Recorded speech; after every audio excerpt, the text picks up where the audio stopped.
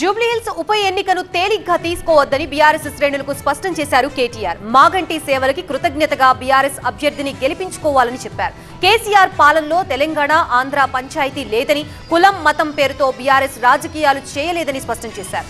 జూబ్లీహిల్స్ లోని వివిధ డివిజన్ల నేతలు, కార్యకర్తలతో తెలంగాణ భవన్లో సమావేశమయ్యారు కేటీఆర్. మనం ఎన్నడూ ఈ 10-11 ఏళ్లలో ఎన్నడూ కూడా కులం పేరు మీద పంచాయతీలు పెట్టలే, మతం పేరు మీద పంచాయతీలు పెట్టలే, ఎన్నడూ కూడా మనం ఆంధ్ర తెలంగాణ పంచాయతీలు అసలు వాటికి కూడా పోలే. మనం అందరినీ కడుపులో పెట్టుకొని హైదరాబాద్ మహానగరం అనేది ఒక మినీ భారతదేశం లెక్క కాబట్టి అందరినీ కడుపులో పెట్టుకొని మనం నడిచినాం.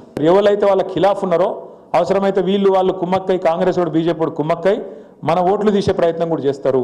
తప్పకుండా మన ఓట్లు ఉన్నాయా లేవా ఆ ఇండ్లలో పోయి కూడా చెక్ చేసుకోవాలి. 10-12 ఏళ్లలో కేసీఆర్ గారి నాయకత్వంలో, ఆ రోజు మాగంటి గోపీనాథ్ గారి నాయకత్వంలో ఏమేమి జరిగినాయి ఒకసారి యాద్ చేసుకోండి.